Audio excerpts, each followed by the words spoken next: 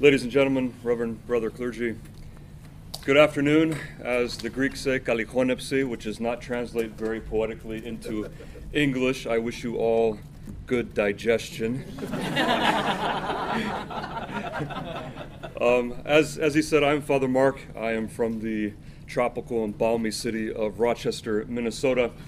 And I want to first and foremost, as other speakers have mentioned, thank Drs. Mamalakis and Christakis for extending to me the opportunity to be here with you, to walk down memory lane as I graduated, believe it or not, over a decade ago from this beautiful spiritual and academic institution. It's great to be back here, but more importantly, just in the few hours that I've been back on campus, the amount of information that has been given to me on behalf of the other presenters are going to have a very profound effect on my pastoral care when I return back to Holy Anargyrioi. So I'm thankful to be here back at the Holy Cross, and also more importantly to be here with all of you exceptional caregivers in your professional and in your private lives. As you can see, well, you can't see, but I don't have any notes. I don't have any annotations. I don't have an iPad up here with some iNotes. I know nothing of abstracts and presenting papers. I'm a simple parish priest. And I think I've been slated as the motivational speaker today, and I'm totally okay with that role. I want to share a story with you that so happens to be a true story, and I can verify that it is true because it happened to me in my life.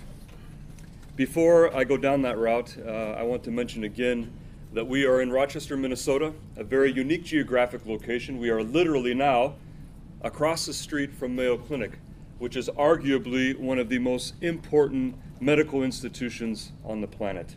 People come from all over the United States, indeed from all over the world, to be treated at Mayo Clinic. I can guarantee you, you do not come to Mayo Clinic for strep throat and pneumonia.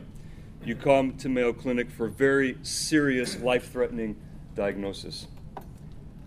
Recognizing the unique geographical location that we have, our parish over a decade ago, before my arrival under the pastoralship of my predecessor, bought 2 homes that came up for sale almost simultaneously next to the church, purchased those homes, and was able to establish the metropolis of Chicago Philoxenia House, recognizing that there are Orthodox people who are coming to us who are going to be in the Rochester community for not days, not weeks. We've had people stay with us for upwards of 13, 14 months. Many of these individuals are in the United States for the first time. Many of these individuals have never left their small villages in Greece, in Ukraine, in Russia. They're coming to the United States terrified, being in a different country, not speaking the language, not knowing the culture. On top of that, compounded with what they're dealing with, they have sarcoma. They need a liver transplant. If they don't get the treatment they're seeking at Mayo, they're going to go home and die. Imagine, talking about the human composite in the Orthodox anthropology, imagine what that does on a somatic, psychological, and spiritual level to an individual. Our parish, recognizing that great need, has opened our doors in the Philoxenia House free of charge for as long as any Orthodox Christian, and now not just Orthodox Christian. We made a decision just a few weeks ago, a watershed moment in the history of our ministry, to open that up to all individuals, regardless of religious affiliation or lack thereof. Christ came and healed everyone, not just the Jews and those who would listen to him. The Philoxenia is very close to my heart, and I wanted to share with you very briefly how I ended up in this beautiful place that I call the middle of nowhere. I was in Chicago. It was late May 2009. It was Memorial Day weekend. It was a beautiful day. The sun was shining. I was on my deck, shorts, t-shirts, grilling souvlakia, and true. My phone rings. I'm going to ignore it. Sent it to silence. Didn't even look at the caller ID. The phone rang again. I looked, and it was the cell number of our Chancellor, His Grace Bishop Demetrios of Mokiso. I realized, you know what? This is probably not a call I need to send a voicemail again. I answer it. Your Grace, what can I do for you? What are you doing? Well, it's a holiday weekend. I'm with my family on my deck grilling. What can I do for you? He said, go inside and sit down. I knew then in that moment that something was up. I went obediently, went inside and sat down, and he basically said, in many more words that I'm going to say, we want you to go to Holy Anargyrioi in Rochester, Minnesota. To which my immediate response was, ain't happening. We have a very beautiful relationship. I can't speak to all metropolises, but in the Chicago metropolis, an assignment is never forced upon us. There's always a dialogue between the clergy and the chancellor and our spiritual father, His Eminence Metropolitan Iakovos. So I said, you know what? I'm not your guy. We're in this parish. I love it. We're doing some good things. I have young kids. There are some other issues that had happened in the parish. I knew about them. It was not something that I felt called to undertake. He respected that. He said, okay. 2 days later, he called me back, pitched the same thing at me again, to which I responded negatively again. 3 days later, the Metropolitan calls. Now, our Metropolitan has been the Metropolitan of Chicago since I was about 5 years old. Over 30 years he has been our Metropolitan. And I received, as many of the priests in the metropolis of Chicago, received our priesthood from his hands. He's like our papu, he's like our grandfather, and we have great respect and love for him. And as soon as I heard that voice, I knew that was it. I said, Your Eminence, I'll do this. Here, I'll make a deal with you. I will fax my spiritual father in Greece and tell him the situation, and whatever he says, I will be obedient and do.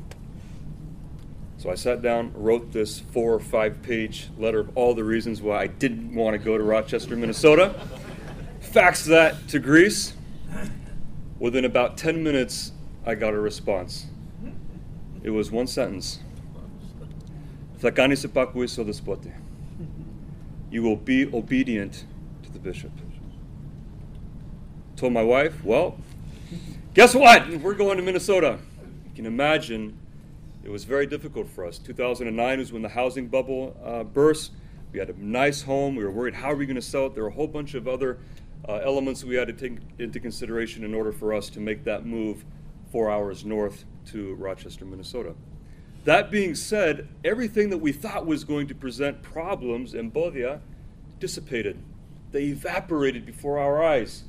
A good friend of mine who took my position in Rockford, Illinois, Father Dimitri Kounavis, came up to visit, came to our house. Father, you have a beautiful home. Are you by chance selling it? Why, yes, we are. He made an offer that day. We didn't have to go to a realtor. He bought our house. Other examples which I won't get into. We find ourselves eventually July 1st. Remember, he called Memorial Day weekend, the end of May. July 1st was my first Sunday at Holy Anargyrioi. Not, you know what, take your time, 3 or 4 months to make, you will be there in 4 weeks. What's the rush? Why so quickly? July 1st is your first Sunday. We arrived, found a new construction home, was able to afford it. Everything was just going perfectly. 8 weeks after our arrival, 8 weeks, 2 months after our arrival, our then 5-year-old daughter, her name is Nina, was going to start kindergarten and had to go in to get updated on some of her immunizations. And we noticed recently that she hadn't been feeling well. Her coloring was off. She just was not her vivacious 5-year-old self. The first thing that the Mayo pediatric doctor recognized was, Nina, honey, your color doesn't look right. They did a blood test that day, got a call that evening with the results. That's why Mayo is so amazing. You don't wait 24 hours or a week. That night, they called my cell phone after 8 o'clock at night. There are some things wrong with the blood work. You have an appointment tomorrow morning with the specialist. Not thinking anything was that out of whack. She hadn't been feeling well, probably just a virus. Didn't even occur to me to ask the individual on the phone, which doctor and what department are we going to? I just knew, go to Mayo Clinic L16. All right, fine, I know where that is, I can get there. It was during vacation church school. My wife, fortuitously, was at the church with the other kids. I took Nina to the doctor's office.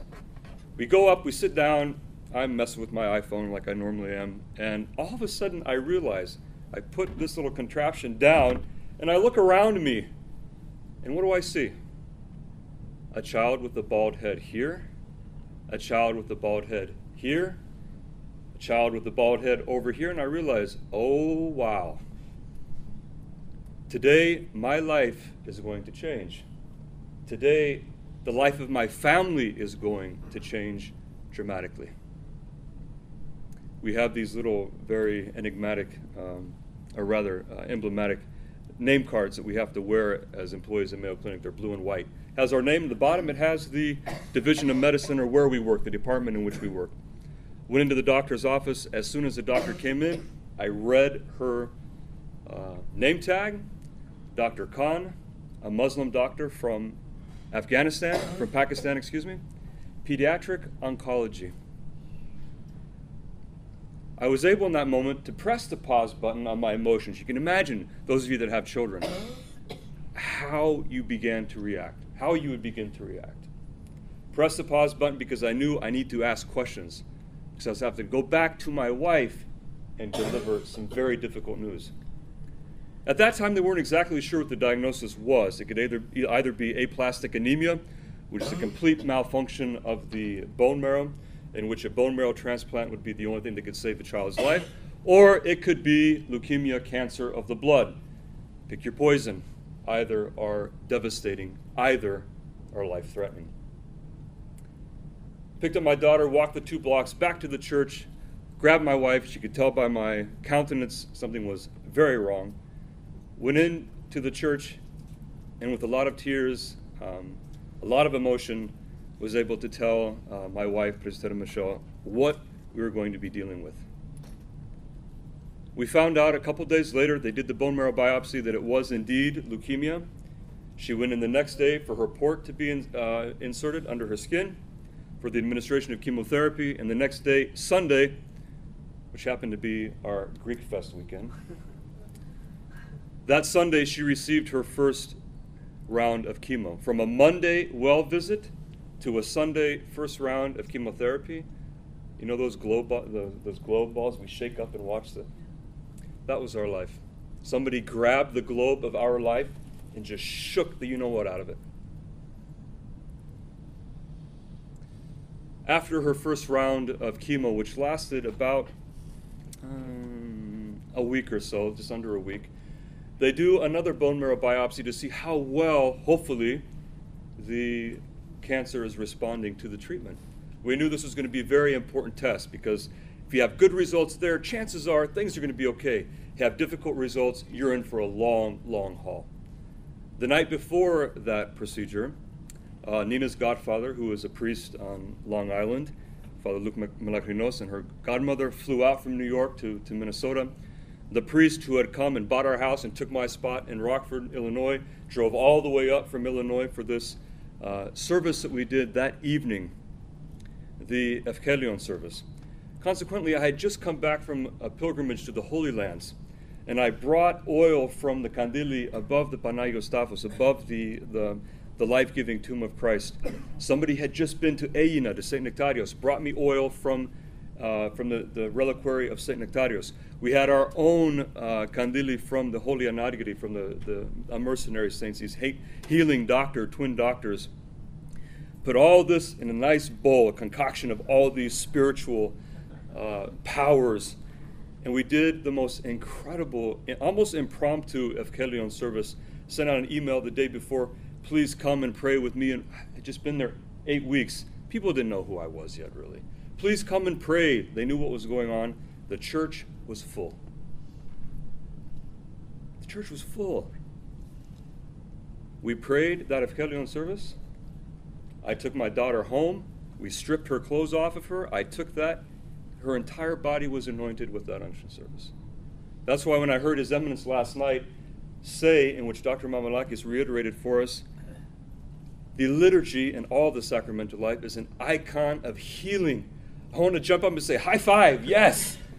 That would have been incredibly irreverent, but that's what I was feeling inside. Yes, I've experienced that. You are absolutely right. She went in the next day for that bone marrow biopsy, got the results. That night again, her doctor called me back and said, "You're a priest, right?" "Yes, I am." "You must be a man of faith." "Yes, I am." She says, "Well, I have some very good news for you.